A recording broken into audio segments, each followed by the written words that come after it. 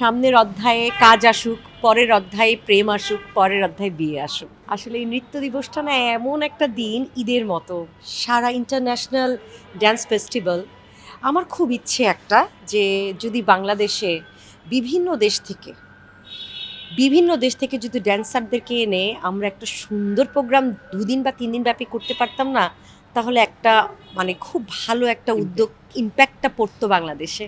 আমি সময় টিভির মাধ্যমে সরকারকে একটা কথা জানাতে চাই, ইন্টারন্যাশনাল ড্যান্স ফেস্টিভ্যালে যেন বাংলাদেশে বিভিন্ন দেশ থেকে নৃত্যশিল্পীদের এনে 2 দিন বা 3 দিন ব্যাপী যেন আমাদের বাংলাদেশে অনুষ্ঠান করা হয়, এবং অন্য দেশেও যেন ইন্টারন্যাশনাল ড্যান্স ফেস্টিভ্যালে বাংলাদেশ অংশগ্রহণ করতে পারে, সেদিকে অনুরোধ রইল। আজকে একটা আন্টি আমাকে বলল যে চাঁদনি, তুমি দেখি মানে বাচ্চাদের সাথে বাচ্চা হয়ে যাও। আসলে শিক্ষকদেরকে না, আসলে শিক্ষকতার জন্য শিক্ষকের মতো না হয়ে বাচ্চাদের সাথে মিশে যাওয়াটা কিন্তু অনেক বড় ব্যাপার, কারণ শিক্ষক কিন্তু বন্ধু সমতুল্য, কিন্তু সেখানে অবশ্যই শ্রদ্ধা থাকতে হবে।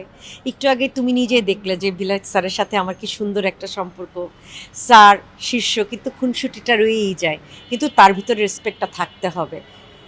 আমার কাছে এই একটাই কথা, শিক্ষককে কিন্তু অবশ্যই বন্ধু এবং অভিভাবক দুটোই হতে হবে। হ্যাঁ, ব্যস্ততা তো সামনে আসছেই, দোয়া করো যেন আরও ব্যস্ত হতে পারি। ইচ্ছে আছে ভালো ভালো কাজ করার। আসলে আমার গ্যাপটা পূরণ করতে অনেক সময় লেগে যাচ্ছে, বাট ধৈর্যের একটা ফল থাকে, আমি এটা আশা রাখি সবসময়।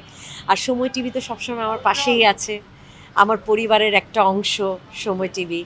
সো আমি প্রথমেই কোনো নিউজ হলেই প্রথমে আমি সময় টিভিকে দিয়েছি, ভবিষ্যতেও দিব। আমি তো এখন থেকে চিন্তা করছি যে কি করব না করব, আর একটু শুকাতে হবে আমাকে। আমি কিন্তু ডায়েট করা শুরু করে দিয়েছি, জানি না আমাকে বোঝা যাচ্ছে কি না। আশা করি আরও সময় আছে সামনে, আমি নিজেকে কিন্তু প্রস্তুত করে নিচ্ছি, এটা সত্যি। ইচ্ছে আছে যে নতুন করে নতুনভাবে মানুষের সামনে আবার একটা পারফরমেন্স দেওয়ার।